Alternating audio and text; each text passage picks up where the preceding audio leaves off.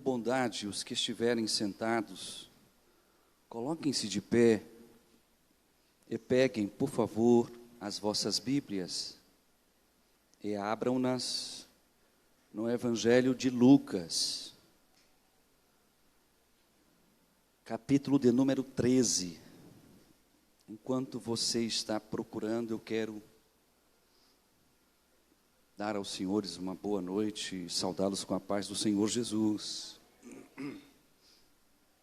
Lucas, capítulo de número 13.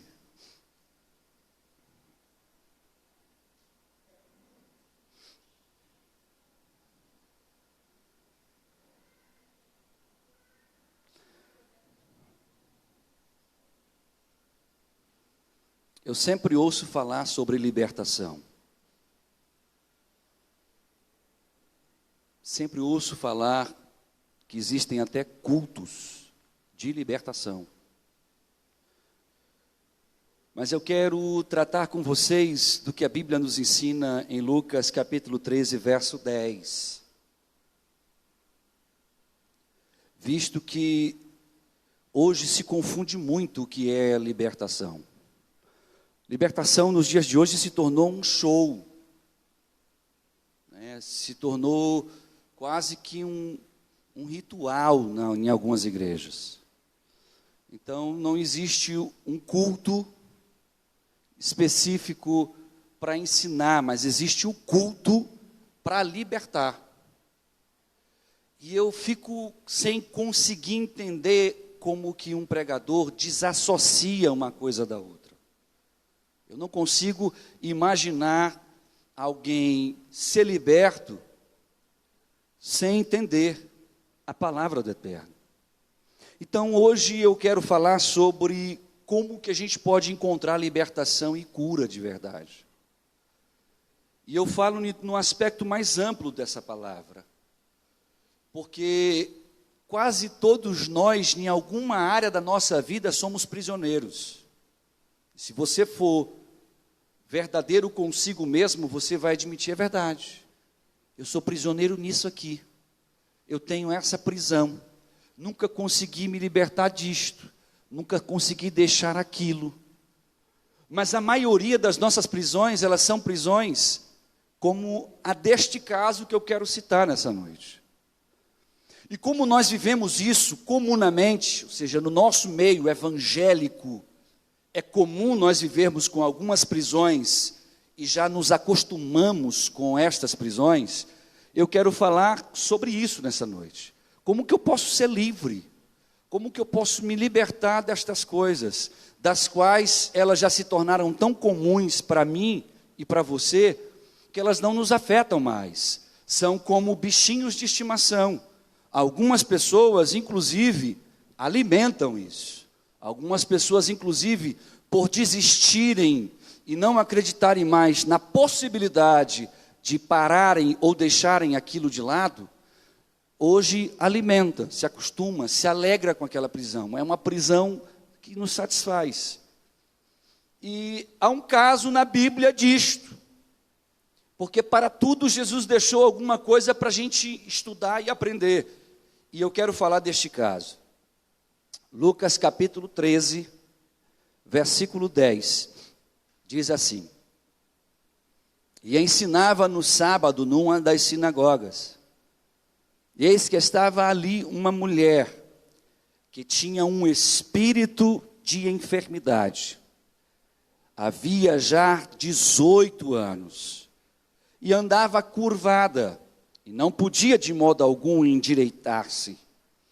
E vendo-a, Jesus chamou-a a si e disse-lhe: Mulher, estás livre da tua enfermidade. E pôs as mãos sobre ela, e logo se endireitou, e glorificava a Deus. E tomando a palavra, o príncipe da sinagoga, indignado, porque Jesus curava no sábado, disse à multidão: 6 dias há em que é mister trabalhar. Nestes, pois, vinde para serdes curados, e não no dia de sábado. Respondeu-lhe, porém, o Senhor e disse: hipócrita, no sábado não desprende da manjedoura a cada um de vós o seu boi ou jumento, e não o leva a beber? E não convinha soltar desta prisão no dia de sábado esta filha de Abraão, a qual há 18 anos Satanás tinha presa? E dizendo ele isto, todos os seus adversários ficaram envergonhados, e todo o povo se alegrava por todas as coisas gloriosas que eram feitas por ele. Pode sentar, e se sentiu o desejo, diga glória a Deus. Aleluia. Como eu estava dizendo aos senhores, nós precisamos entender o que é libertação e do que de fato nós precisamos ser livres. Mas esse texto, ele fala de um espírito de enfermidade. Ele diz que uma mulher que estava 18 anos andando encurvada, sem poder olhar para cima, ela 18 anos presa por Satanás, tinha sobre o corpo dela não uma doença, mas uma enfermidade.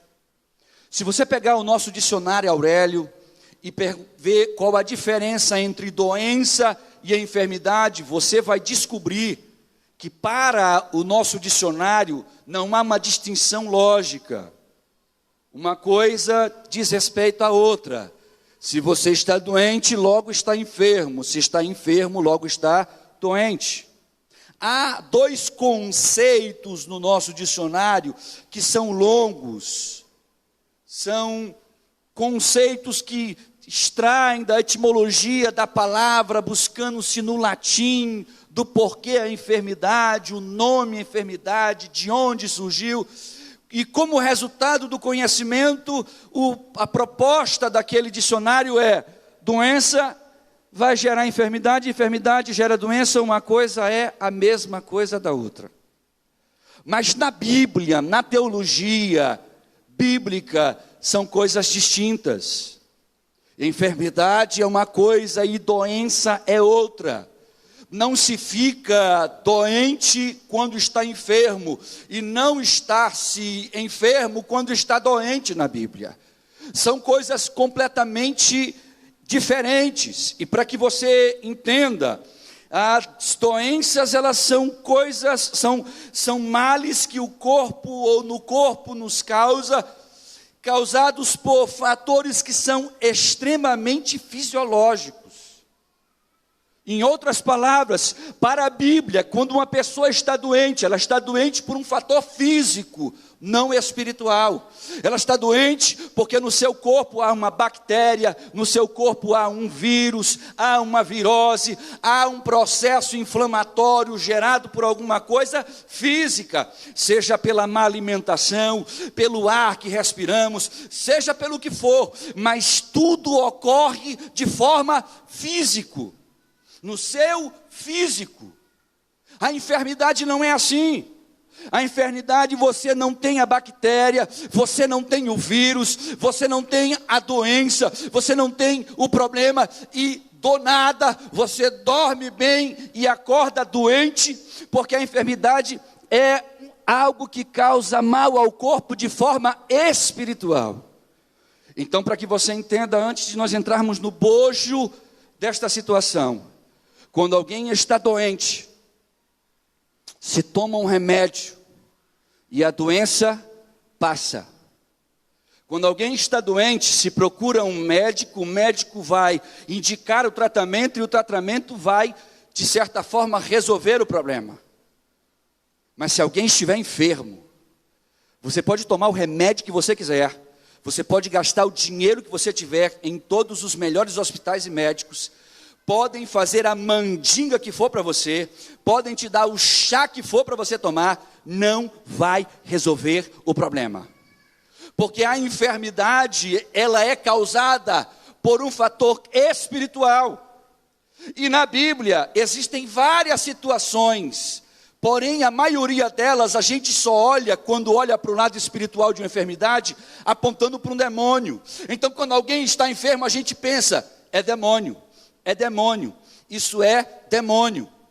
Mas a enfermidade, por ser algo espiritual, algo ruim no corpo espiritual, ela não é causada só por demônios, ela é causada pela falta de perdão. Ela é causada pela falta de comunhão com o Eterno ou com o seu Espírito. Ela é causada pela doença chamada pecado. Então você pode ficar enfermo e tratar de todas as formas e não achar cura, não achar solução, porque pode estar atuando sobre você ou sobre mim um demônio, pode estar atuando sobre nós a falta do perdão, pode estar atuando sobre nós o pecado.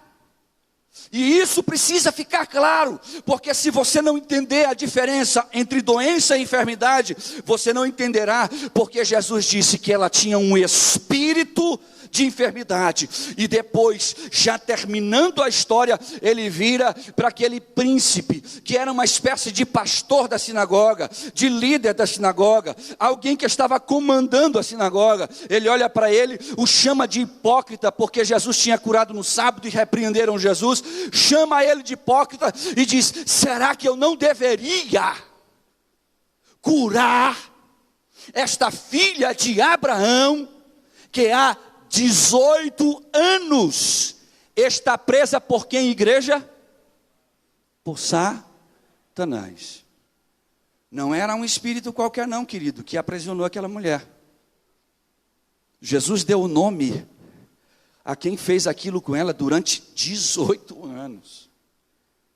Então eu quero falar sobre a verdadeira libertação, a libertação bíblica. Porque por incrível que pareça, nós vemos nos dias atuais pessoas que trazem papeizinhos com os nomes dos cultos de libertação, trazem a cueca do marido lá no culto de libertação, traz lá a camisa não sei de quem, molhada ou suada, e joga ali para passar por um processo, um ritual. Parece macumba, irmão. Parece que eu estou fazendo uma feitiçaria. E na Bíblia você não vai ver isso. Na Bíblia você não vai ver nada disso acontecer.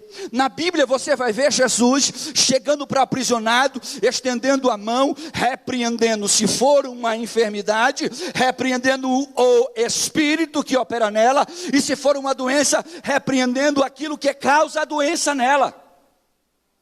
Então há libertação e há vários casos. Eu escolhi este, porque na minha opinião, esse é um dos mais profundos que a Bíblia mostra em relação a Jesus. Porque nessa nossa ministração, nós iremos navegar dentro desses versículos e aprender coisas que eu e você, uma vez aprendidos isso, uma vez que aprendermos estas coisas, nós podemos olhar para a nossa prisãozinha lá e dizer: eu não te quero mais, pá, sai fora.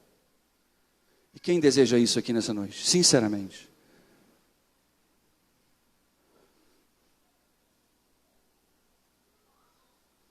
Existem algumas verdades nesse texto que eu quero compartilhar com os senhores, para que nós possamos, neste culto de ensino, meditar.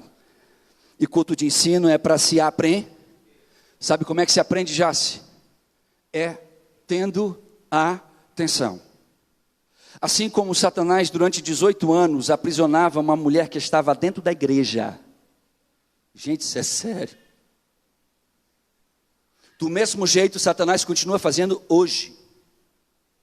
Ele não mudou. Então, se você se sente bem na casa de Deus, Ele vai te manter ali. Aí, Lucas, acontece aquela parada que eu estava conversando contigo ali, por exemplo. Dentro da igreja a gente funciona, fora não funciona. Dentro da igreja a gente é eficaz, fora da igreja não. Dentro da igreja nós somos responsáveis, fora da igreja não. Dentro da igreja eu tenho o prazer de trabalhar, de carregar, de levantar, de varrer, de puxar, de pintar. Mas na minha casa, nem se Jesus descer lá para eu lavar uma louça, mas nem se Jesus descer. E nós não sabemos por quê. E nós queremos aprender isso. Quem deseja aprender isso nessa noite? Diga: eu quero, em nome de Jesus. Primeira coisa que nós devemos entender: que eu aprendo nesta história. E aí, para que você que está me assistindo ou me ouvindo aqui na igreja, tome conhecimento. Jesus chega num dia de sábado, em um Shabat, entra dentro de uma sinagoga, que era uma espécie de igreja, está lá reunido a galera, de um lado está os homens, uma cortina no meio, separando as mulheres, porque os homens sentavam-se do lado, as mulheres se sentavam do outro, e Jesus estava lá na frente, olhando do mesmo lugar e do mesmo ponto de vista de onde o príncipe ou o rabino ficava, como eu estou aqui olhando para os senhores, e ele vê lá atrás uma mulher, no meio da multidão de mulheres, que ela estava encurvada, entrou encurvada, e sentou-se aonde estava encurvada. Jesus olha para ela, não foi ela que olhou para Jesus, foi ele que olhou para ela. A Bíblia diz que Jesus chama aquela mulher, ela vem até onde ele estava, ele diz assim: olha, está repreendido esse espírito de enfermidade. Toca a mão nela e ela se volta para o lugar, a sua coluna volta para o lugar, a musculatura volta, e ela começa a pular e dar glória. Não se contentando o príncipe, olha, isso não pode fazer, Jesus. Hoje é sábado, sábado não se cura. Vocês podem vir 6 dias por semana aqui e serem curados, mas dia de sábado é um dia que ninguém pode fazer nada, nem ser curado. Olha que doidice. O judaísmo chegou a uma profundidade de distanciamento de Deus naquela época, tão grande, mas tão absurda, que a essência do amor divino, que é curar o enfermo, que é trazer cura, alívio para alguém que está doente, para alguém que era teólogo, para alguém que era pastor na época, para alguém que era o líder, para alguém que era o príncipe, era algo que não poderia acontecer, porque desagradaria a Deus. Para você ver a distância que um ser humano consegue ficar de Deus estando dentro da casa de Deus. Ele era o príncipe, era ele que fazia toda a liturgia do culto acontecer. Ele que dizia assim: Joãozinho, vem aqui trazer uma palavra. Mariazinha, cante louvor aí. Era um príncipe da sinagoga, essa era uma função do príncipe. Ele era um cara de influência e que tinha que ter conhecimento teológico. Mas a despeito do que ele conhecia, e estando na casa de Deus há tanto tempo, ele estava completamente distante do Deus que ele pregava. Você está entendendo isso? Está, diga amém.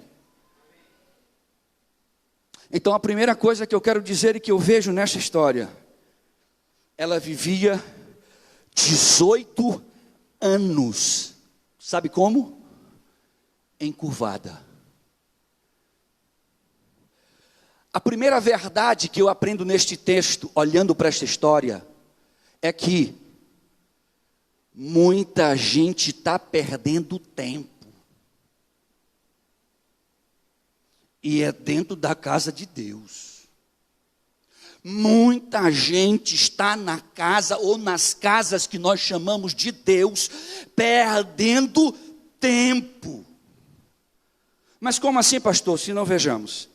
Ela estava há 18 anos sem poder olhar para cima, 18 anos sem poder ter marido ou namorado, porque na condição física dela, nenhum marido e nenhum namorado aceitaria estar com ela, porque ela é tomada como uma mulher que sobre ela há uma maldição, que sobre ela há algo ruim, que sobre ela há algo que atrai coisas ruins. Então ela era má vista por onde ela passava. Então se estava vindo ela por um caminho e as pessoas estavam indo na mesma direção que ela, antes de se encontrarem, virava o canto ou se atravessava para o outro lado, para que ela passasse seguindo o seu caminho, olhando para baixo.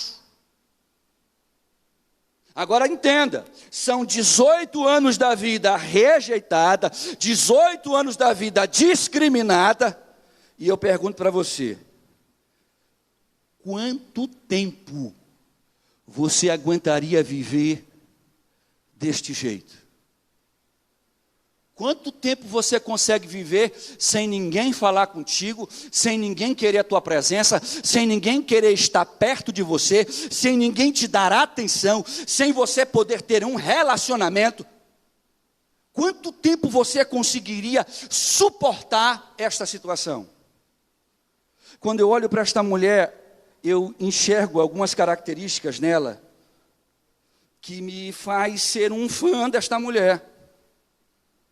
Porque a despeito de que ela estava 18 anos nesta condição, aos 18 anos que ela viveu deste jeito, ela ainda continuou com uma esperança. Quantos anos, irmãos, você acha que eu e você conseguiríamos para nos acostumar com esta situação? Escute uma coisa aqui, quando uma pessoa perde uma perna, cientificamente falando, até o último dia de vida dela, esta pessoa que perdeu a perna, um braço, uma mão, um dedo, terá a sensibilidade ou a impressão de que está lá. Ele vai pensar e vai sentir que onde não tem perna, ele vai sentir que existe uma. A ciência, dentro da medicina, tenta mostrar o porquê que isso acontece. Na teologia bíblica a gente entende, porque a alma não perdeu a sua perna.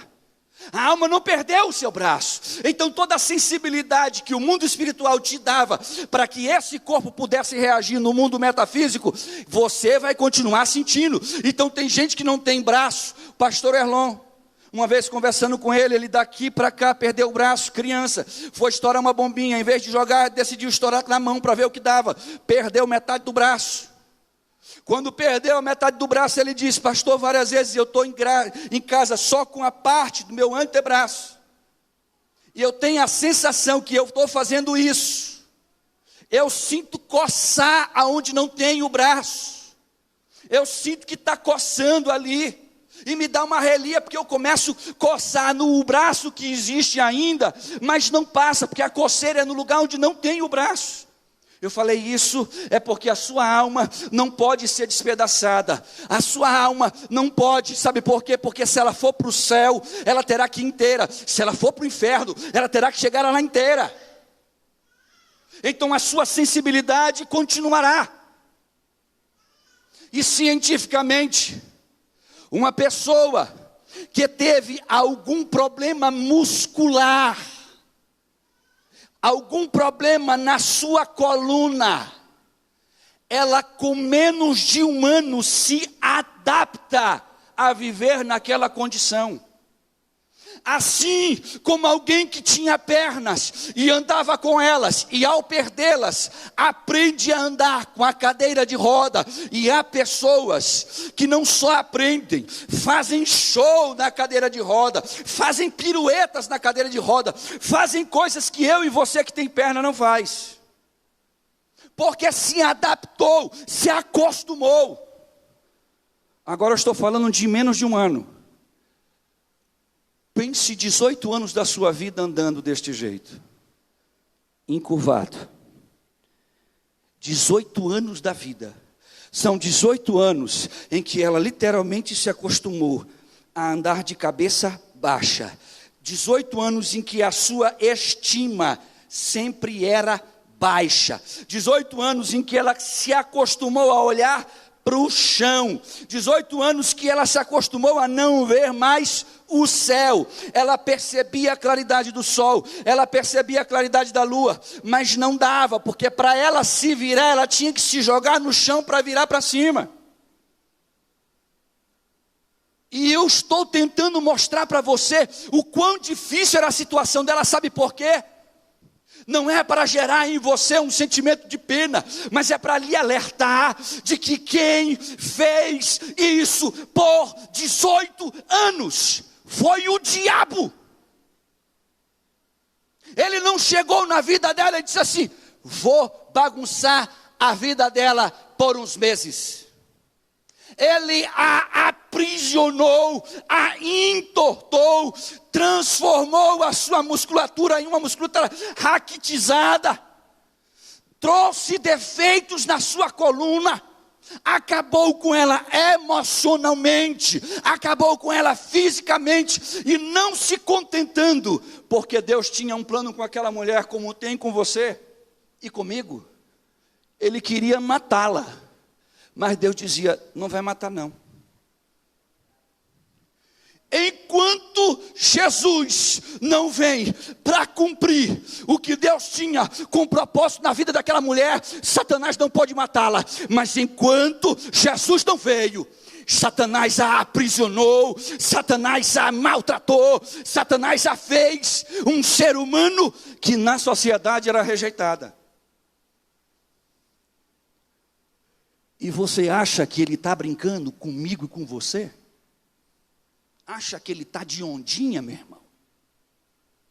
Acha que ele olha para mim e para você e diz assim: não, vou te dar um time agora aí, fica tranquilo, vou te liberar por uns meses aí. Você está achando que ele vai fazer isso? Foram 18 anos. Quem tem aqui 18 anos ou menos de vida? Levante a mão. Tem alguém aqui? Alessandra, quantos anos você tem, Alessandra? 16. A senhora disse 16, irmã. Agora imagine, Alessandra, você com 16, completar lá os seus 18, libertação, beleza, tirar minha carteira de motorista, agora eu sou livre, faço o que quer, dono do meu nariz, aquela história toda que é tudo falso. A gente não fica livre de nada, tem mais conta para pagar, tem mais dor de cabeça, as doidices aumentam quando você fica mal de idade. Mas a gente acha que vai ser o cara depois, chegou 18 anos, imagina você com 16, 17, 18, andando deste jeito, sendo rejeitada por todos. Tem ideia do que é isso, irmão? Tem ideia do que é você acordar todo dia e Satanás dizer para você no mundo espiritual: você não ouve, você não vê, mas você recebe a carga. Todos os dias você acorda e o diabo olha para você e diz assim: mais um dia na tua vida que eu vou arrebentar contigo. Passa um mês você sofrendo tribulação, você chega e diz para o pastor: pastor, eu não aguento mais, porque a tribulação na minha casa está muito... Qual é a sua tribulação, irmã? Mulher saudávelzinha, cheio de saúde. Ah, aquele marido, eu não aguento mais aquele marido. Aí passa-se um ano, passa-se 2, passa-se 3, e a gente pega esse bendito desse casamento e chuta para cima. Diz: é o diabo que vai ficar com esse camarada, não eu. É o diabo que vai ficar com essa mulher, não eu. Eu vou refazer a minha vida, que eu não sou otário. Que anda parado, não é relógio. Aí, imagina que esta mulher, diferentemente de mim e de você, quando estamos passando as nossas lutas, a gente desiste de Deus, a gente se rebela com a igreja. Se o pastor orou e não resolveu, eu saio dessa igreja, vou procurar a igreja do manto, porque é lá que vai ter o negócio. Ali tem um culto que está escrito a placa de libertação, é ali, eu vou receber um negócio, vai ser diferente. E lá, entope-se de engano, ela entra agora no processo de mais aprisionamento, só que agora é emocional, porque se prende emocionalmente a pessoa com palavras que são palavras persuasivas, como disse Pedro, e enganatórias.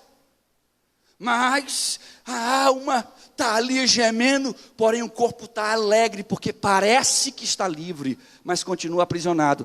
Eu e você podemos, hoje em dia, chutar o pau da barraca, quando o negócio arrocha. Olha para cá. Ela não.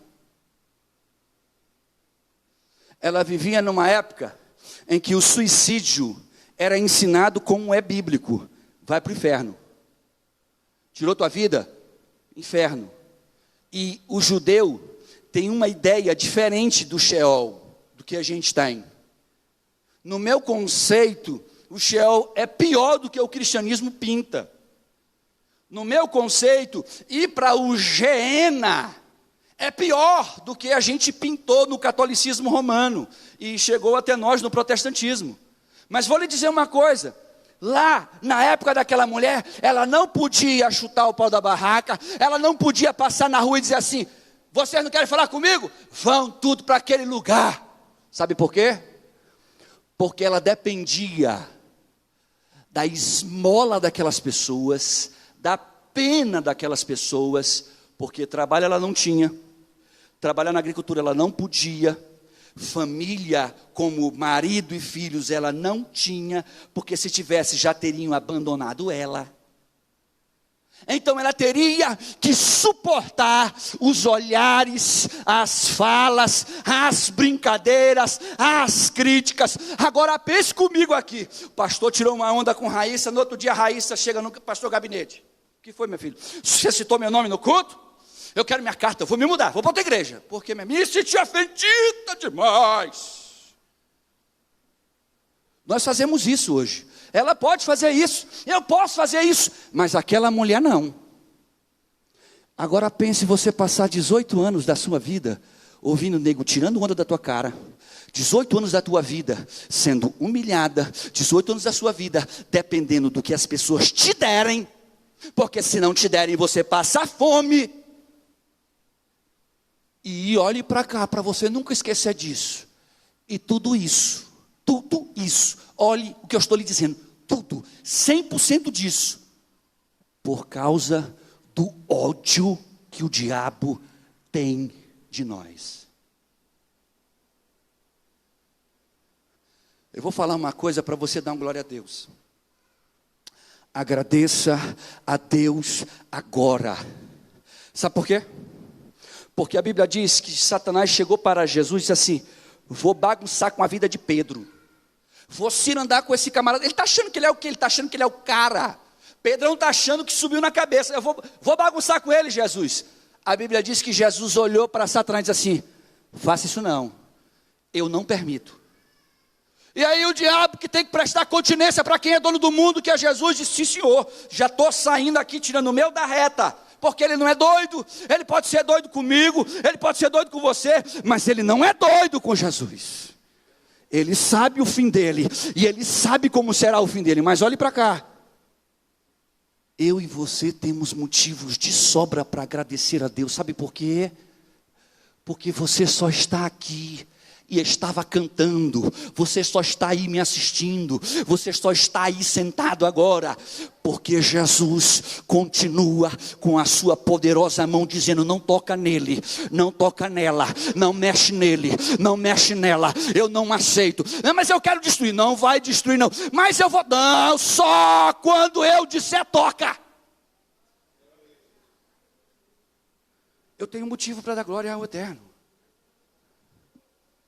18 anos da sua vida, meu irmão, 18 anos é uma vida. A Alessandra com 18 anos passou pela faixa etária de bebê, passou pela faixa etária de criança, passou pela faixa etária de adolescência, está agora vivendo a juventude, passou por quase 5 momentos de tempo da vida do ser humano. Essa mulher ficou 18 anos da vida dela aprisionada por Satanás. E dentro da casa de Deus. Quem está entendendo o que eu estou dizendo? O Salmo 38, o versículo 6 diz algo interessante. Quem puder anotar, anota. Quem puder abrir, abre. Você sabia que o pecado, a tristeza e o sofrimento pode fazer o ser humano dar a legalidade ao diabo, ao espírito de enfermidade, para que ele ande também com a sua vida encurvada? Você nunca viu pessoas que aqui assim tem, não estou falando do Corcunda não, de Notre Dame, eu estou falando de gente como eu e você que anda semi-ereto, anda mais ou menos assim, ó. E isso aqui tem um bolo, parece aquele coisa que o boi tem, que a gente chama de cupim. Já viu alguém assim? Quem já viu? Já? Eu lhe convido a entrar na intimidade desta pessoa. Número 1, você vai descobrir que ela pode, ou ele pode, ter isso, por causa do sofrimento, por causa do pecado, por causa da tristeza, por tudo que diz respeito ao mundo espiritual. Sabe quem vivenciou isso? Já ouviram falar no grande rei Davi? Olhe para o Salmo 38. Versículo 6, disse Davi: Estou envergado, em algumas versões, encurvado. Estou muito abatido, ando lamentando todo o... Ei, para cá, olhe para cá. Não é todos os dias, querido.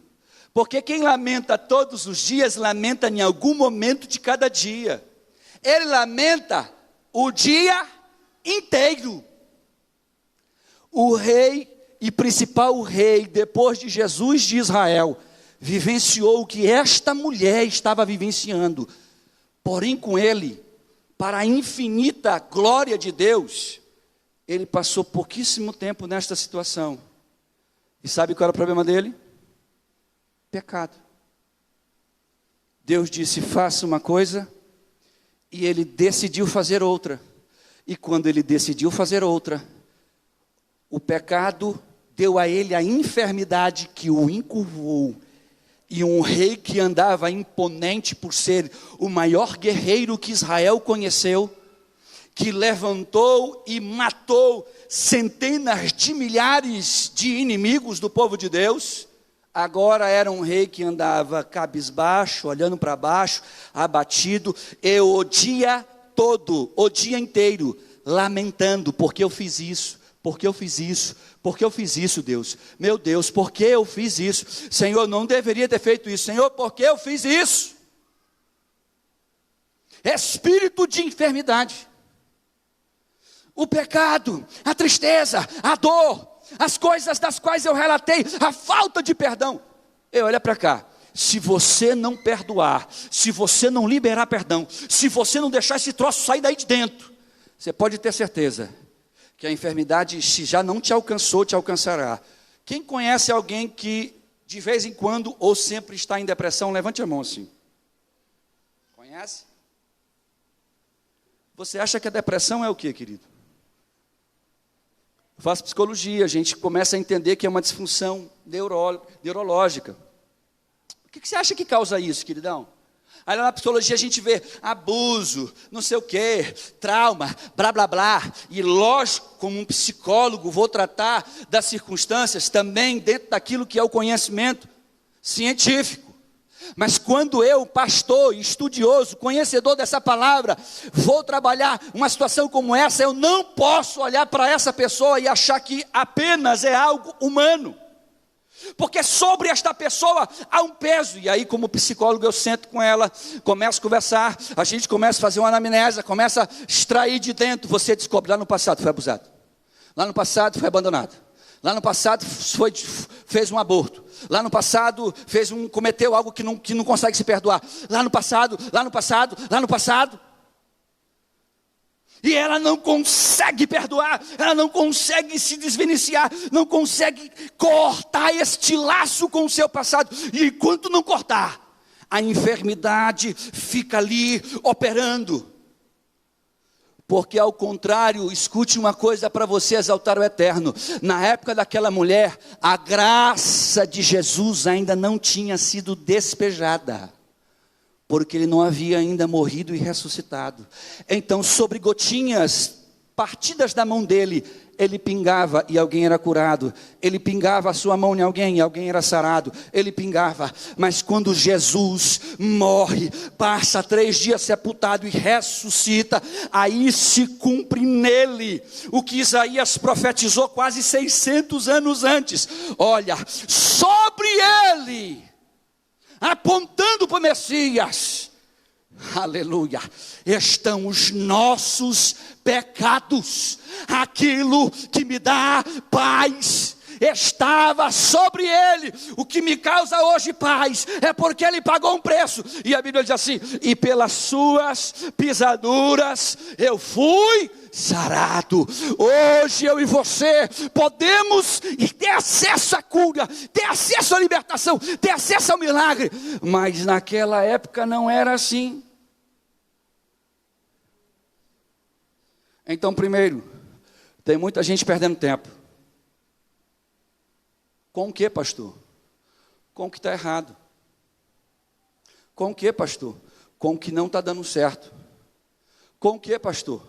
Com as coisas das quais você e eu sabemos, temos conhecimento, que não deveria ser assim. Mas como eu disse na minha introdução, são nossas prisões, elas são pequenas. Por serem pequenas, Fernanda, ela não nos afeta tanto, porque a gente faz como a mulher fez, ela se acostumou. Se aquela mulher entrasse hoje aqui na igreja, e você fosse sentar para conversar com ela e dizer assim, ô minha irmã, eu tenho tanta pena de ti, ela vai dizer assim, por quê? Quando eu conheci o pastor Erlon na faculdade de teologia, quando eu fui fazer meu primeiro bacharelado, que ele não tinha braço, que eu comecei a ter amizade com ele, quantas vezes eu não senti o desejo de chegar para ele assim, pastor, nossa, eu sinto tanta pena quando eu vejo o senhor sem um braço. Um dia eu criei coragem, porque ele tinha, não sei se era um Chevette, era um carrinho lá, não lembro direito, eu entrei do lado dele, disse, bora comigo, eu disse, contigo? Rapaz, vamos no meu carro, eu digo, tu dirige como? Porque o câmbio é desse lado aqui da mão direita, e tu não tem a mão direita, como é que tu passa a marcha? Senhor, entre no carro, senhor, vamos embora, confia aí. Eu entrei escabriado. E aí na conversa, quando eu vi que ele dirige muito bem, diga-se passagem, só dirige lento pra caramba, mas dirige bem. Quem já viajou com o pastor Erlon sabe do que eu estou dizendo, né? É devagar, é bem devagar, é bem devagar, é bem devagarzinho. É daqui igual aquele pagodeiro canta, né? Mas aí, eu dentro do carro, olhei para ele, criei coragem e disse, meu pastor, na época, meu irmão, me diga aqui uma coisa. Eu olho para o senhor, eu fico sentindo, ele disse, por que você está sentindo minha perca?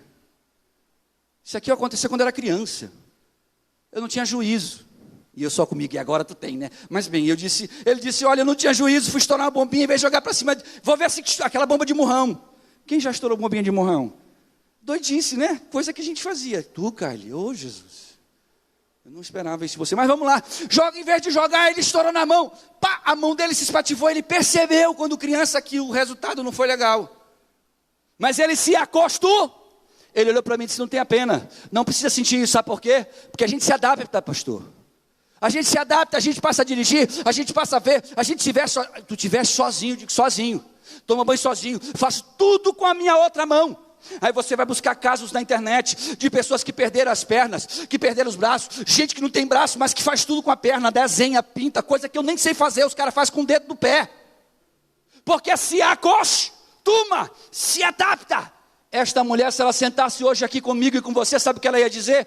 Fica tranquilo, eu estou de boa com a minha prisão. Não precisa falar comigo não, não precisa orar por mim não, não precisa. Por que é que você acha que ela vendo Jesus, ela não correu lá e foi atrás dele? Foi Jesus que olhou para ela e a chamou. Porque ela já tinha, sabe o que? Se acostumado a viver naquela condição. Sabe o que eu aprendo com isso, Rosana? Nós nos acostumamos com o que está errado. Nós nos acostumamos a viver e não tem problema nenhum, que a gente vai para a igreja, sai da igreja, vai para o mundo, vai todo mundo. Onde a gente está com a prisãozinha aqui, fica aqui, queridinha. Não sai não, por favor, você é a minha querida prisão. Você é meu querido prisão. Vem cá, prisão. Eu amo você, você me ama. A gente está aqui, ó, na nossa prisãozinha. E você caminha. E nós não nos percebemos. Você acha que essa mulher se percebia? Não. Então a primeira verdade que eu quero deixar aos senhores: pare de perder tempo. Quem entendeu vai dando glória. Segundo, a Bíblia mostra que quando Jesus foi repreendido pelo príncipe, Jesus disse: não deveria eu libertar esta pobre filha de Abraão? Você sabe o que Jesus estava dizendo ao príncipe da sinagoga? Ele estava dizendo assim: príncipe, está vacilando, a mulher tem carteirinha de igreja, a mulher é beata daqui da sinagoga, a mulher, ela já está aqui há 18 anos, ela participa do culto, ela ajuda, ela faz de tudo, ela tem carteira, ela é filha de Abraão. Jesus literalmente, quando apontou a sua descendência, estava dizendo: sabe, Ela não é uma qualquer não. Ela é filha de Abraão, o pai da nossa fé. Sabe o que eu aprendo com isso? Quando Jesus disse isso àquele príncipe, você sabe o que eu entendo? Quando eu olho para Jesus dizendo, ela tem carteirinha de religiosa, ela tem carteirinha de membro, ela é filha de Abraão. Que estar na igreja não te faz igreja. Estar cantando não te faz adoradora. Estar pregando não te faz pregador. Escute o que eu vou lhe dizer, meu irmão. Aquela mulher estava há 18 anos dentro da casa de Deus. Quando o príncipe disse, 6 dias vocês podem vir para serem curados. Quer dizer o quê? Que durante 6 dias naquela sinagoga se chamavam as pessoas. Quem quer receber cura de Deus aqui? Vamos orar para Deus curar. Curas aconteciam. Quem quer aqui ser livre de enfermidade, já que ela tinha o espírito de enfermidade? Vamos orar. O líder da sinagoga não repreendeu a atitude de curar, mas repreendeu o fato daquilo acontecer naquele dia, num dia que para ele era santo. Então há profundidade de conhecimento nesse pequeno trecho da palavra. E ela estava na igreja, mas ela não era igreja. Ela estava na casa de Deus, mas ela não estava andando com Deus. Ela estava vestindo-se como uma serva de Deus, mas ela não era serva de Deus. Ela era uma filha de Abraão. É como que eu dissesse aqui, quem tem filho crente aqui, levante a mão. Filho crente. Tem filho crente? Tem filha crente fofa? Quem é? Gênesis. Filho crente. Mas tem alguém aqui que tem filho crente que nasceu no evangelho? Tem algumas pessoas. Fabinho. E está falando de Fernandinho? Eita Jesus. Glória a Deus. Nasceu no evangelho, mas no evangelho funciona diferente. Lá no mundo quem é filho de peixe? Peixinho? É. Mas no reino de Deus, quem é filho de peixe? Pode não ser peixe, pode ser cobra. Filho de peixe, no reino de Deus, pode ser porco. E porco espinho, que é pior ainda. Sabe o que eu estou tentando lhe dizer com isso?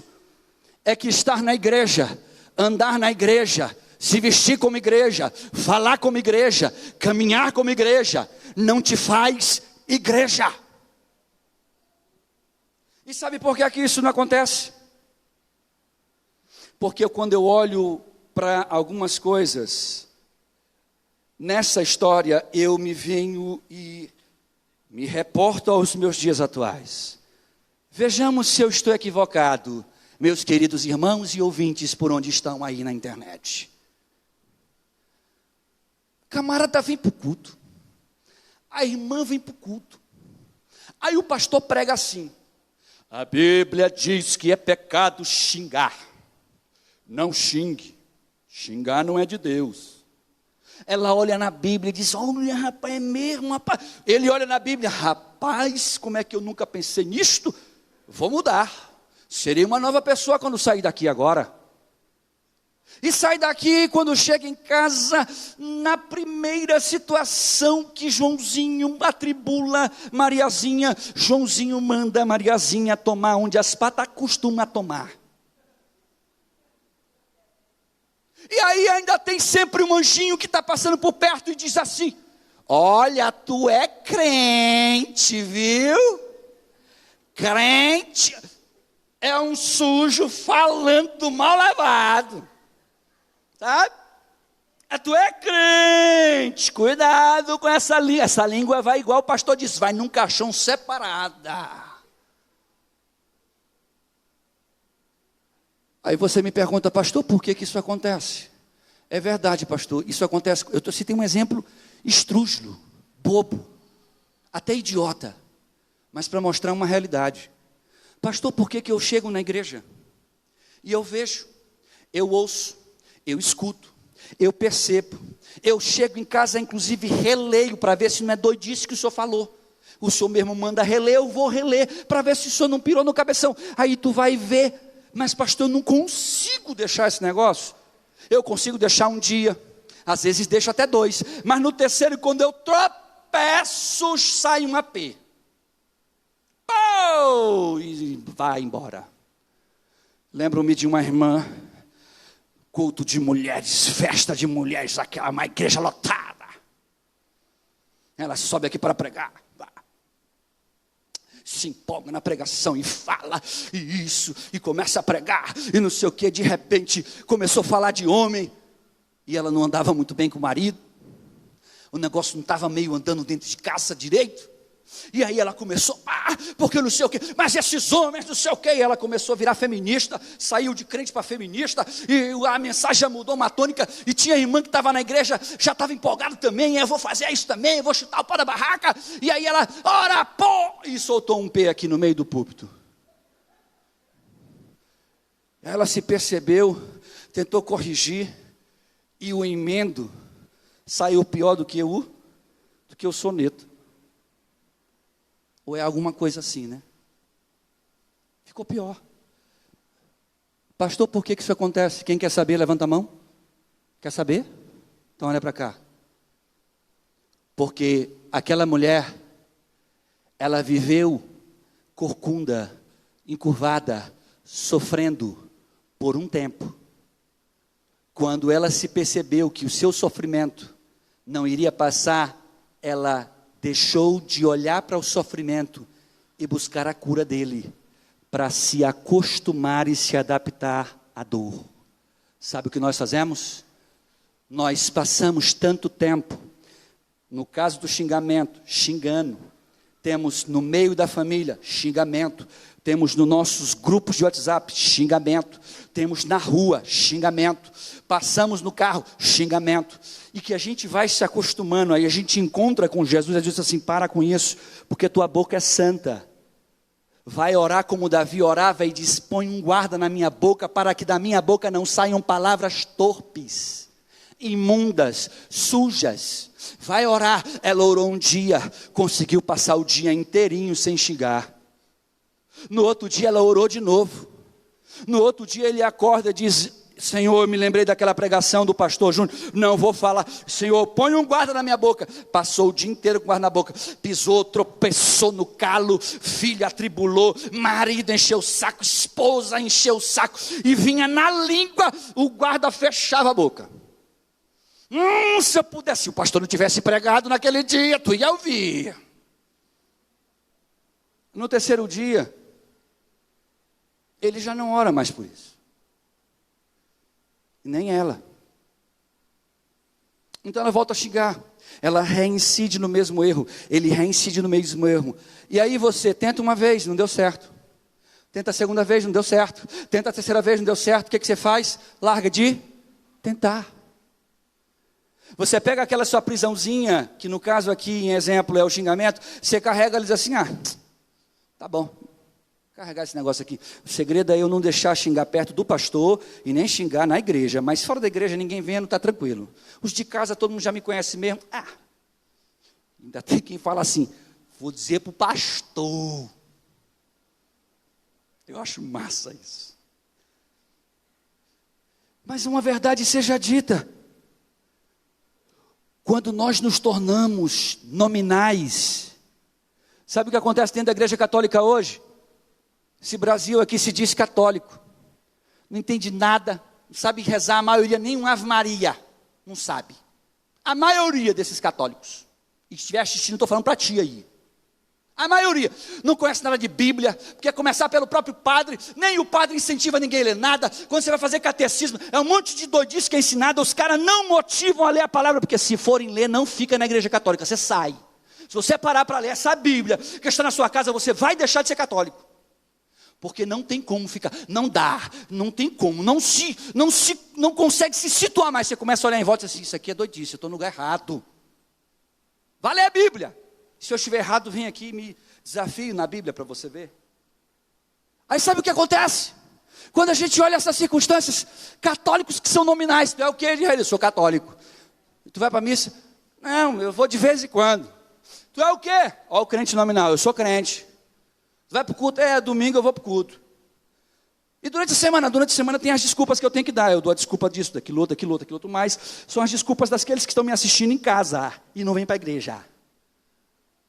Gente que desdobra, porque é nominal. É crente nominal, é crente domingueiro, é crente que não tem relação, que se acostumou com as suas prisões. Eu conheço servos, que se dizem servos de Deus, que vivem com a sua vida desonesta. Sabe, gente desonesto, pastor Fábio. Gente que engana, não é engana inconsciente não. Gente que é misturado na política, que é tão sujo quanto aquele porco do político.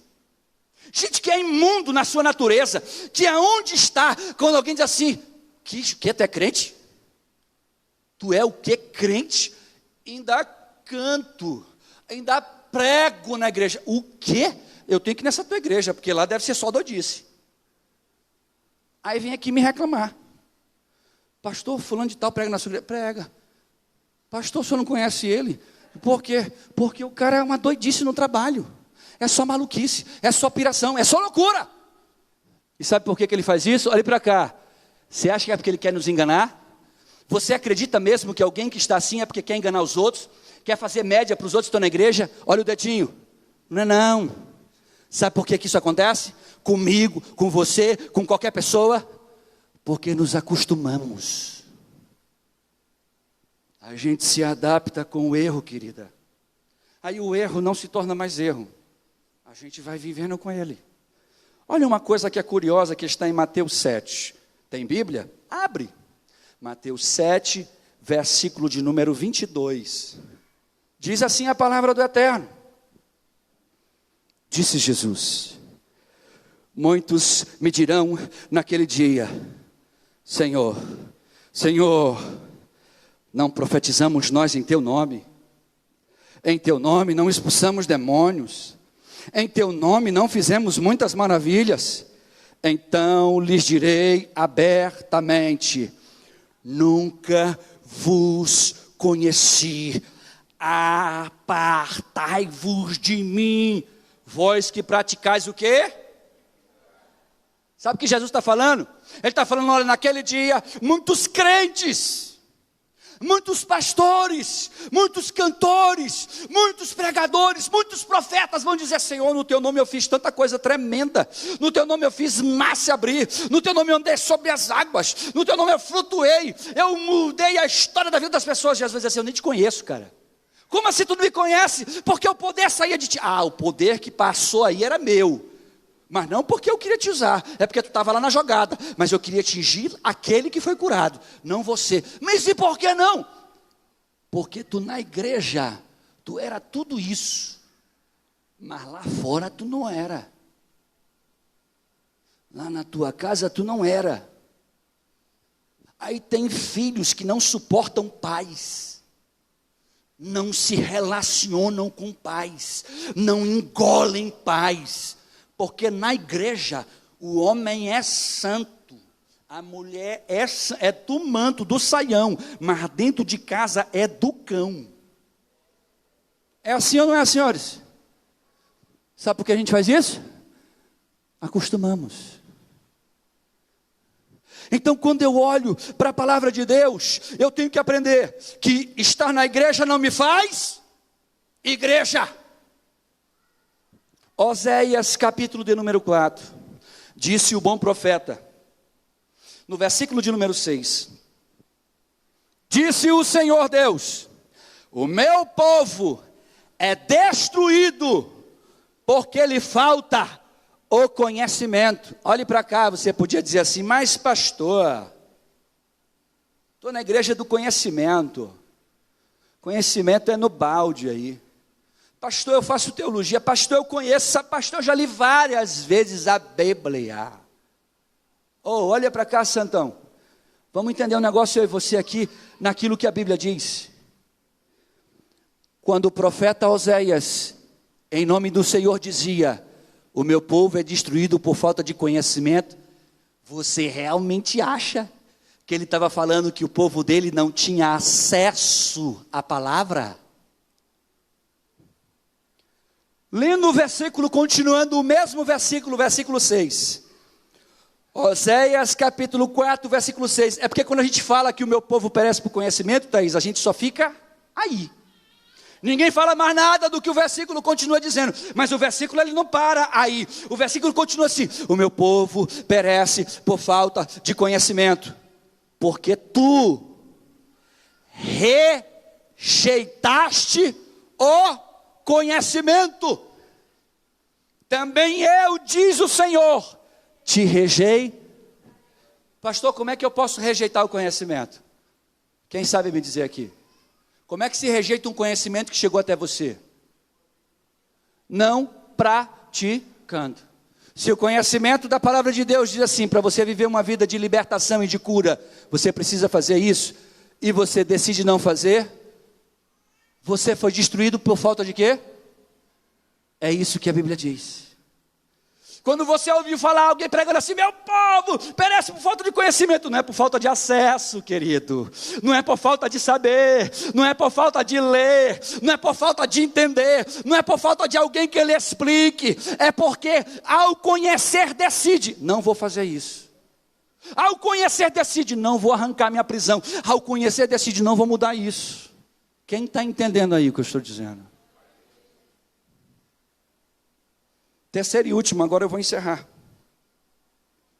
Quem aqui entende que em alguma área da sua vida precisa ser liberto? Levante a sua mão comigo assim, em nome de Jesus. Não tenha medo disso não. Acho que talvez 2 ou 3 pessoas que também prisioneiras são, mas nem sabem, como esta mulher, se acostumaram com a prisão. Talvez não tenham levantado a mão. Mas a terceira lição que eu quero deixar para nós aqui nesta noite é o que aconteceu naquela sinagoga. Havia uma mulher prisioneira de Satanás há 18 anos. Ela entra dentro da igreja como de costume ela fazia, para orar, cantar e ler a palavra. Quem aqui ora e canta e lê a palavra, dá um glória a Deus aí, por favor. Faz isso, Lourdes. Faz isso, Josiel. Ora, canta e lê. Faz isso, a senhora faz isso, uma hora canta e lê. Então nós somos como aquela mulher. Nós entramos na igreja, nós oramos, nós cantamos e nós também lemos. Mas uma coisa aconteceu. Ela entrou na igreja que Jesus estava. Quem crê que Jesus está aqui, diga glória a Deus. Eu creio, não, eu tenho certeza. Deixa eu lhe dizer uma coisa. Ela entrou na igreja onde Jesus estava, mas ela se acostumou tanto com o que ela vivia, que ela não percebeu que Jesus estava ali. Ela se acostumou tanto com a sua doença, que ela não percebeu que a cura estava lá. Ela se acostumou tanto com a vida aqui levada, que ela não percebeu que na igreja onde ela tinha entrado, havia alguém que tem poder de mudar a história da vida dela. E sabe o que aconteceu? Não foi ela que olhou para Jesus, não foi ela que chamou o nome de Jesus, não foi ela que buscou Jesus, não foi ela que orou para Jesus, não foi ela que foi até onde Jesus estava. A Bíblia diz assim: vendo Jesus a mulher, chamou-a. Sabe o que eu aprendo para encerrar a minha ministração nesta noite? É que Jesus continua nos chamando para sermos livres e curados. Mas sabe quem vai ser livre e vai ser curado? Aquela mulher que estava lá atrás, olha para cá, querido. Se eu chamar aqui a Fernanda, Fernanda, vem aqui na frente. Ela já vem, ai meu Deus, o que é, Senhor? Ai Jesus, o pastor está chamando na frente. Irmã Lourdes, saia do seu lugar, suba no púlpito. Eu? Não, pastor, pelo amor de Deus, não, pastor, eu tenho vergonha, pastor. Eu estou errado, é assim ou não é, senhores? Raíssa, vem aqui agora orar. Pastor, eu não sei nem orar. Desaprendeu, minha filha, desaprendi a orar, para ter um branco aqui, eu sei mal o Pai Nosso. É assim ou não é, senhores, que a gente faz? Não fica? Agora imagina numa sinagoga. Na lei, a coisa era roxa. A coisa lá era no sapatinho de cristal. Pisou na linha, era ser apedrejado. Descobriu uma coisa, apedreja. Fez uma coisa errada, apedreja. Bota lá na porta da cidade, enterra até a cintura, tira a roupa para ficar desnudo e apedreja até a morte.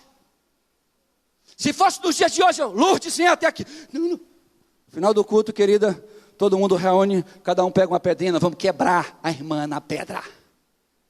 A coisa funcionava assim. Olha para cá, meu santo, minha santa. Você está achando que foi fácil para aquela mulher que durante 18 anos se acostumou a sentar lá no banquinho de trás, 18 anos se acostumou a ser um nada, 18 anos se acostumou a nem ser percebida mais naquele ambiente, a ninguém falar com ela, a ninguém olhar para ela, mas ela continuava ali, porque ela era filha de Abraão, ela era religiosa, ela tinha que ser acostumada a ser crente. Você acha que foi moleza quando Jesus lá na frente diz: ei, tu, quem? Eu, não, é de trás. É tu. Aí ela, quem? Tem um homem te chamando na frente. Jesus está me chamando. É tu. Vou não. Vai, que Jesus está te chamando. Você acha que foi moleza para ela sair lá de trás, vencendo os seus traumas, sua vergonha, seu medo, para chegar até onde Jesus estava? Pastor, eu quero ser liberto, eu quero ser curado. Aquela mulher poderia dizer lá de trás: manda dizer que eu não tenho como ir, manda dizer que eu estou doente, manda dizer que eu não tenho como ir lá, manda dizer que eu não tenho direito, manda dizer que eu não tenho coragem, manda dizer que eu tenho vergonha. E sabe o que aconteceria com ela? Ela não seria livre.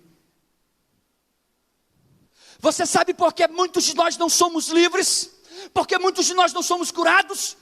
Porque quando nós temos que nos revelar, quando nós temos que expor a nossa doença espiritual, expor a nossa enfermidade, expor a raiva que eu carrego há anos do marido, a raiva e o ódio que eu carrego do pai e da mãe, a mágoa que eu carrego há muitos anos, quando temos que expor que estamos em depressão, que estamos enfermos, a gente fica sentadinho no banco e diz assim: eu não vou lá não.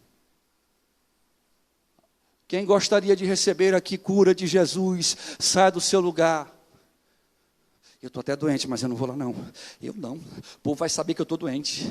Quem aqui está aprisionado por Satanás e quer ser livre nessa noite? Eu vou nada. Na hora que acabar o culto já vão dizer assim: olha a prisioneira ali, ó.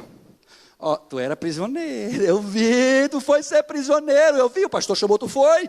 Então tu tinha pecado. Está tudo oculto aí, hein, irmã? A senhora, hein, irmã? Canta, prega, ora. O senhor, hein, pastor? O senhor está aí. Sei. Sabe o que aquela mulher fez para ser livre? Ela ligou o seu modo, tô nem aí, e foi em busca do seu milagre. Sabe o que eu quero lhe dizer? Para que você e eu sejamos livres, Jesus continua dentro da igreja, Jesus continua para ali e vindo em todo culto, para lhe curar, para libertar, para salvar, para fazer milagre. Jesus continua vindo no culto para fazer com que a sua oração seja atendida, mas eu e você temos que arrancar esta máscara, arrancar essa roupa de super-heróis, de super-crentes, ou de que estamos no caminho certo, e ter coragem de se derramar no altar dele, dizendo: Jesus, eu estou enfermo, me cura. Há uma palavra, e aqui eu encerro a minha fala, que Deus disse em sonho ao homem mais sábio depois de Jesus. Quem era ele? Salomão. Deus se revela em sonho para Salomão. Depois de Salomão ter feito um grande templo a Deus, depois de Salomão ter sacrificado centenas de animais a Deus, Deus vai em sonho para Salomão e se revela. 2 Crônicas, capítulo 7, versículo 14, diz assim: Disse o Senhor a Salomão em sonho: se o meu povo, que se chama pelo meu nome. Quem se chama pelo nome de Deus aqui? Tem alguém que se chama pelo nome de Deus? Se tem, diga glória a Jesus. Então somos nós. O texto diz assim: se o meu povo, que se chama pelo meu nome, aleluia, se humilhar, orar e buscar a minha face, e se converter dos seus maus caminhos, olhe o Deus que continua ouvindo. Então eu, diz Adonai, diz o Deus criador dos céus e da terra, eu ouvirei dos céus, perdoarei os seus pecados e curarei a sua terra. Tem um hino que nós cantamos aqui, que é de um músico muito bonito, que diz que nós somos terra seca. Só quem é terra seca, se coloque de pé comigo em nome de Jesus.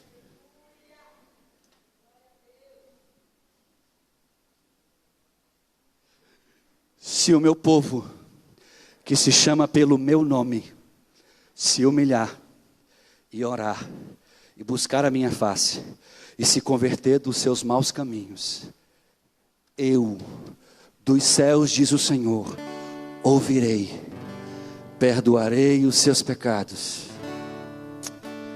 e sararei a tua terra. O problema é que nós não entendemos muitas vezes que Jesus continua sendo o mesmo. Então nós nos acostumamos com essas malditas prisões, com esses malditos animaizinhos que nos perseguem, que nós tomamos eles como animais de estimação. São os nossos pecadinhos. Esses pecadinhos começam a fazer parte da nossa vida e a gente vai se acostumando com eles. Então isso vai nos fazendo entender que eu não sinto a presença de Deus, mas já não sinto tantas vezes. Eu vou para o culto, eu não sinto nada, mas todo culto que eu vou eu não sinto nada. O pastor sente, o outro lá sente, mas eu não sinto. E você vai vendo, eu me acostumo com aquilo, eu me adapto com aquilo. E Deus fica olhando, não é do céu, irmão. Ele fica olhando através de Jesus aqui dentro da igreja. Aí ele vai passando por nós e olha dentro do coração. E aí o irmão que está ali precisando de libertação, ele está pensando: no final do culto eu vou naquela pizzaria. Aí ele vai para o outro, ele vai e olha dentro do coração. Rapaz, o irmão que está aqui precisando de libertação, em vez de estar dizendo: Jesus, tem misericórdia de mim, eu preciso de ti, ele está pensando: para final do culto, vou assistir aquela bola, vou rever aquele jogo. Então Deus vai procurando um coração, vai tentando achar um lugar onde ele possa repousar, onde ele possa dizer assim: esse aqui quer ser livre, essa aqui quer ser livre, esse aqui não quer viver mais com esse negócio não, esse aqui quer. Aí ele olha para cima, porque a Bíblia diz que ele faz isso, não é eu que digo isso não. A Bíblia diz que ele é chamado de advogado. Ele olha para cima e diz: Pai, me apresenta aqui no tribunal, tu é o juiz, mas eu sou o advogado e o réu está aqui, pecou, errou mesmo, merecia para o inferno, Deus. E aí? Então nós vamos sentenciar o inferno. Calma aí, Deus, mas quero apresentar aqui, diante da acusação que existe contra ele, eu com o meu sangue paguei a dívida dele. Deus olha e diz: é verdade, você pagou, não pagou? E aí, faz o que então agora? Sentencia do céu a cura, sentencia do céu a libertação, sentencia do céu o perdão. Aí aquela pessoa está no meio do culto, irmão, ela começa a chorar, ela começa a se emocionar, ela começa a pensar: meu Deus, isso Deus está falando comigo, eu sou assim, sou eu, pastor, eu sou desse jeito, eu sou esse aí, pastor, eu sou essa aí, pastor, e eu quero sim ser curado. Aí ele fecha o olhinho lá no cantinho dele, ela fecha o olho no canto dela e começa a dizer: Jesus, eu quero ser livre disso mesmo, me liberta. E Jesus está passando e dizendo: abre o coração, porque se você abrir, eu entro, eu vou ceiar com você. Ceiar é festa, irmã. Quando Jesus disse que ele bate na porta dos corações para entrar, é porque ele está dizendo assim: eu quero entrar para fazer festa, querido. querido. O que é sujeira tem que sair. Para fazer festa, querido, o que não presta sai. Entra tudo novo, porque o Deus que nós servimos é poderoso, é grandioso, para libertar e curar.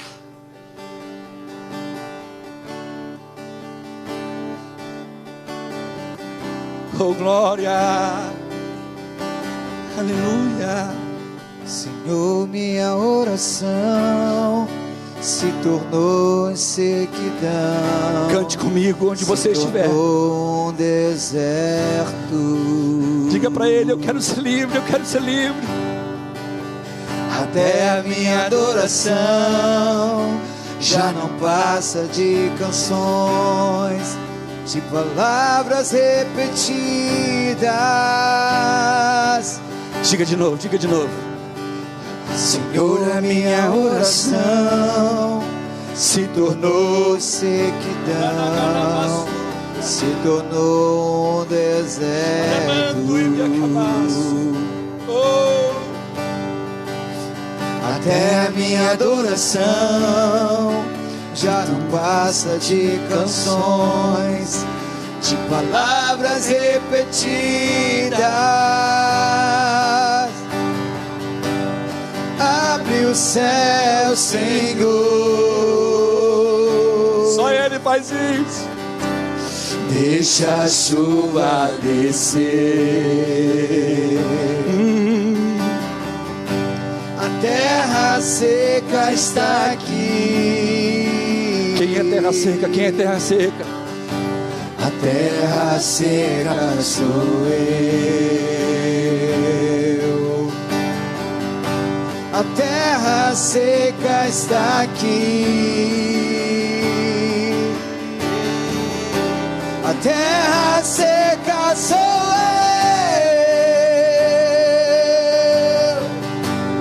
Deixa a água descer, deixa a chuva molhar, enxagar, encharcar essa terra seca.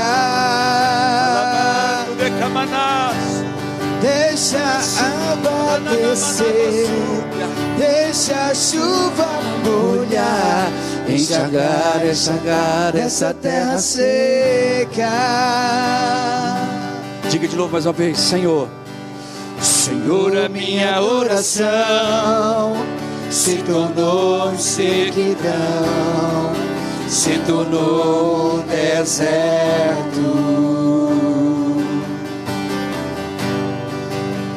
Até a minha adoração já não passa de canções, de palavras repetidas. Abre o céu, Senhor, e deixa a chuva descer. A terra seca está aqui. A terra seca sou eu.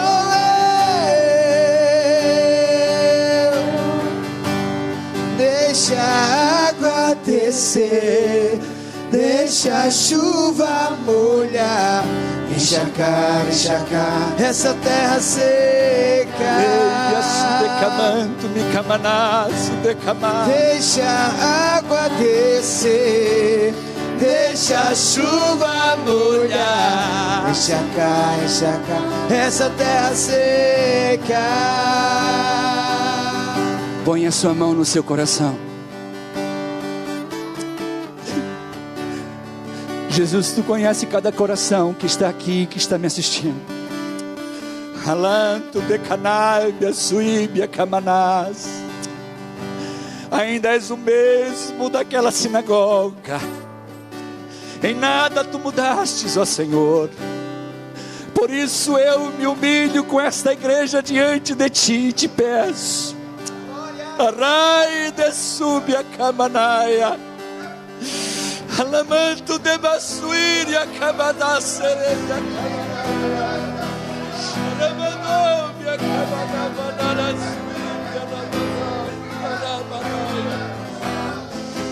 nós nos humilhamos diante de Ti, ó Jesus, e Te pedimos, olha para nós como olhaste para aquela mulher. Olha para nós como olhaste para aquela mulher. E nesta noite Deus nos chama no mundo espiritual pelo nome. Chama cada pessoa, Deus.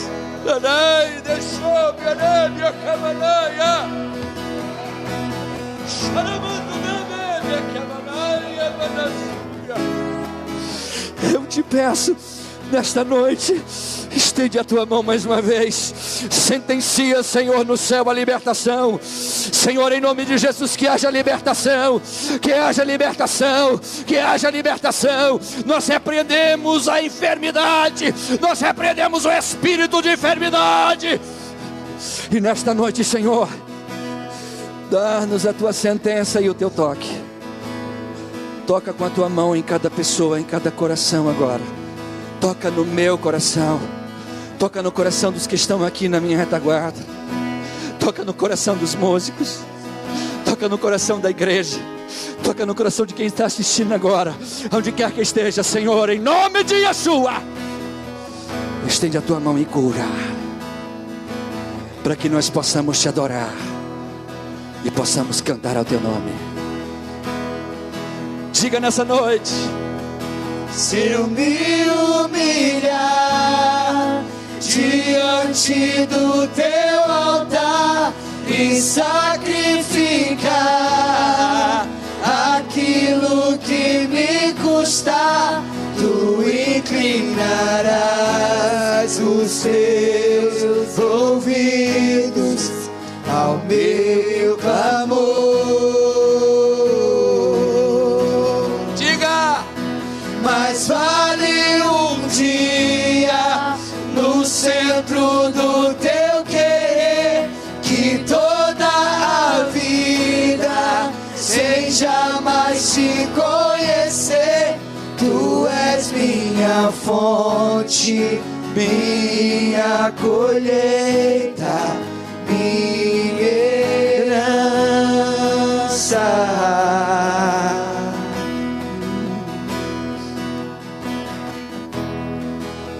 Nesse lugar, tu és rei.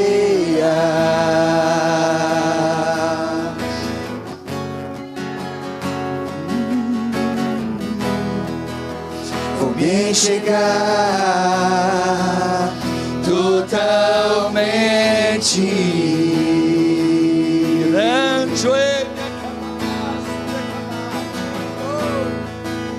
O teu toque abriu os olhos do meu coração. Eu posso enxergar, entender. Quantos aqui podem fazer isso nessa noite? Se eu me humilhar diante do teu altar e sacrificar aquilo que me custar, tu inclinarás os teus ouvidos ao meu clamor. Mas vale um dia no centro do teu querer, que toda a vida sem jamais te conhecer. Tu és minha fonte, minha Tu és maravilhoso, eterno Adonai. minha herança. Bem baixinho. Vendo a Jesus, chamou-a para si. Então lhe disse: mulher, estás livre da tua enfermidade. Então ele pôs as mãos sobre ela, e logo ela se endireitou e glorificava a Deus. Glória ao teu nome, glória. A minha fonte é o teu amor.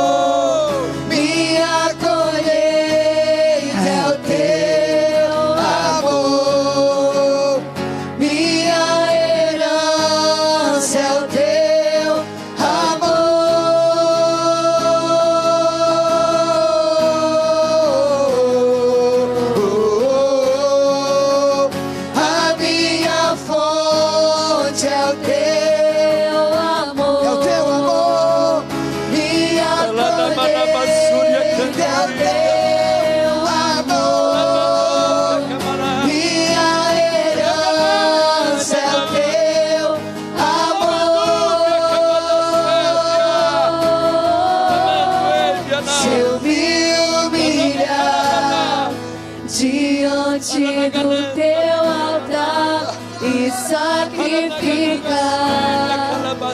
aquilo que me custa.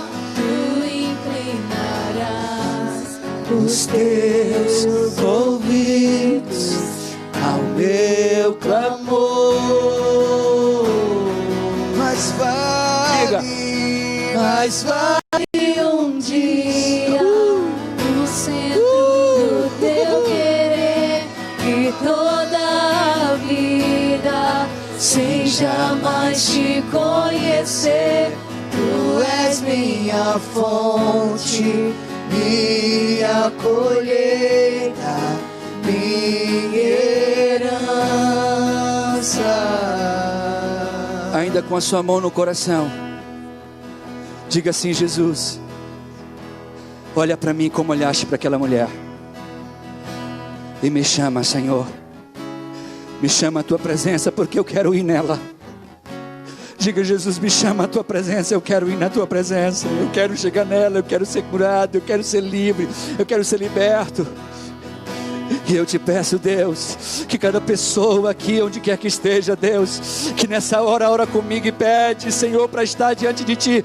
Deus, chama pelo nome e liberta, e cura, e sara, e faz, meu Deus, a verdadeira liberdade chegar a essa vida, nessa noite e em qualquer lugar, em nome de Yeshua, em nome de Yeshua, o Mashiach. Assim nós sentenciamos no mundo espiritual a libertação, a cura pelo poder deste nome. E só os que creem aplaudam a Jesus, glorifiquem a Ele e exalte ao nome dEle, porque Ele é bom. Eu não sei se há alguém aqui que ainda não entregou a sua vida para Jesus. Se você está aqui e ainda não fez isso, quiser fazer, sai do seu lugar que a gente ora por você agora. Uma coisa eu lhe garanto: Jesus é libertador. Libertou um monte de quem é livre aqui, pode dar glória. Nós somos livres por causa dEle. É Ele que faz isso. Você não vai achar isso em nenhum lugar. O mundo vai cada vez mais te aprisionar, mas Ele tem liberdade para nos dar. Vou chamar o pastor Fábio. Venha cá, pastor, em nome de Jesus. Que Deus em Cristo te abençoe e te guarde, em nome de Yeshua Mashiach. Seja livre no poder do nome de Jesus. Jesus, Ele continua libertando e continua curando. Quantos querem receber a oração nessa noite? Eu não vou pedir para que ninguém venha aqui na frente, não. Mas eu quero que aí no seu lugar mesmo, você feche os olhos, como disse o pastor ainda há pouco. Eu quero só refazer a fala dele. Coloque a mão no seu coração novamente. Bondoso Deus e amado Pai, Senhor, nós estamos aqui diante da Tua presença, meu Deus, cheio de erros e cheio de falhas. Meu Deus, estamos aqui corcundas diante de Ti, Pai. Mas a Tua palavra, Senhor, ela é viva. Então, Pai, eu te peço em nome de Jesus, nos coloca ereto na Tua presença, Pai. Tira de nós essa corcunda imunda. Pai, eu te peço em nome de Jesus que Tu possa estar nos livrando desse passado que muitas vezes nos aprisionou e continua nos aprisionando. Mas em nome de Jesus, nós decretamos vitória. Então, Senhor, eu te peço, nos livra disso, nos traz o presente e nos revela o Teu futuro, ó Pai. Pai, nessa noite eu quero te agradecer pela Tua palavra, Senhor. A Tua palavra que trouxe no coração do Teu Filho, Senhor. Porque é Tu que conduz. Então, Senhor, eu quero te pedir agora, assim como Tu nos trouxe em paz e em segurança, Pai, nos leva para nossos lares. Nos leva da forma que Tu nos queres, Senhor, é de pé. Esquecendo aquilo que passou, Senhor, e vivendo o Teu presente. Porque nós também queremos ver o Teu futuro. Ó Pai, obrigado por esta noite. Olha para cada homem, olha para cada mulher, olha para cada criança, Senhor, que veio a este culto. E Pai, eu quero te fazer um pedido especial. Olha para as pessoas que não puderam vir, Senhor. Tu conheces o coração de cada um delas que se encontra ali do outro lado. Então, Pai, faz delas, Senhor, aquilo que Tu queres. É o que eu te peço, Senhor, e te agradeço com fé naquilo que Tu falaste nessa noite comigo, Senhor, com a Tua igreja e com os Teus filhos. Em nome de Jesus, digam amém. Estendam as mãos para cá, queridos, com fé. Que a graça do Senhor Jesus, o amor de Deus, a comunhão e a consolação do Espírito Santo estejam com todos nós. Diga aí, amém, amém e amém. Aleluia, Jesus.